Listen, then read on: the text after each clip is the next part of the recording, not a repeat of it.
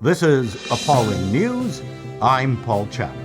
Fellow Canadian Jordan Peterson has a massive global following and a few best-selling books, such as his two 12 Rules of Life books and his most recent one, How to Get Distracted by the Most Trivial Shit for Reasons I Don't Know Why.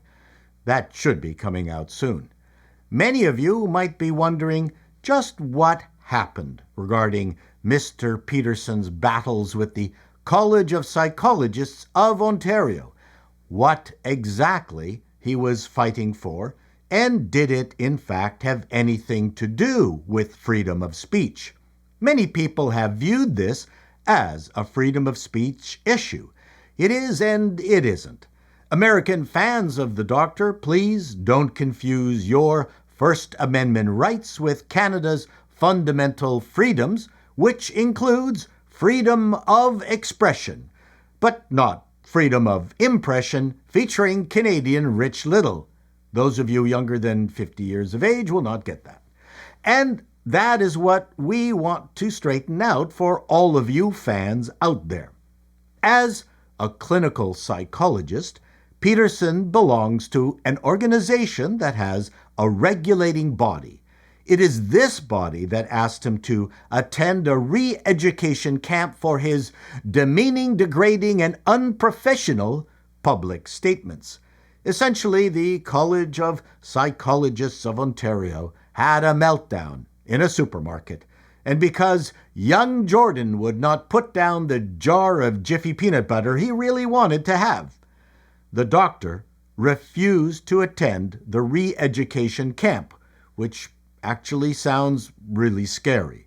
Maybe if they told Jordan it was a Freudian cooking class, he might have gone along with it.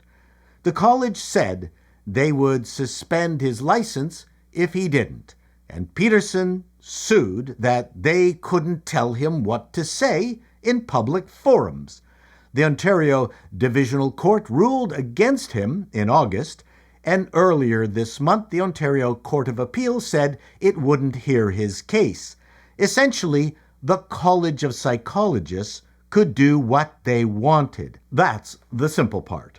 The more complex part, as is usually the case, is that regulatory bodies almost never apply their regulations equally and fairly. What makes this all so silly and shines a light on the true motivations of the board is that their job is to regulate for competence and not for political views or commenting on how beautiful a Sports Illustrated swimsuit model is. Secondly, none of the complaints came from any of his patients.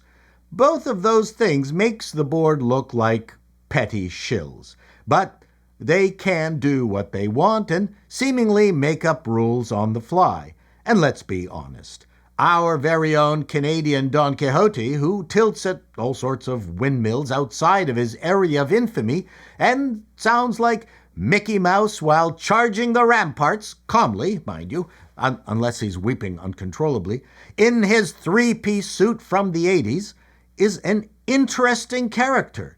It's clear that it was his growing celebrity and random outbursts that caused concern for the board, whose only motivation was that they couldn't control him. Another reason could simply be the influx of younger microaggressed clinicians who could not stand this oddball whose appearance they probably protested while undergraduates at their university daycares. But let me tell you something about oddballs. I had the pleasure of seeing Rollo May, who was an American existential psychologist and author of one of my favorite books, Love and Will. And after taking a strip off the blithering idiots who introduced him, said the best psychologists had the worst personal lives. They were the ones who could empathize with their patients without referring to books on how to empathize with their patients. There is no question that Jordan Peterson has been through a gauntlet that tested his resilience against his personal demons, which he's very open about. Does aPauling News agree with everything the good doctor has to say? No. But Getting rid of passionate oddballs seems to be the last thing institutions should be doing these days, because DEI adds all kinds of diversity except the diversity of thought. This has been aPauling News, and that's the way it is.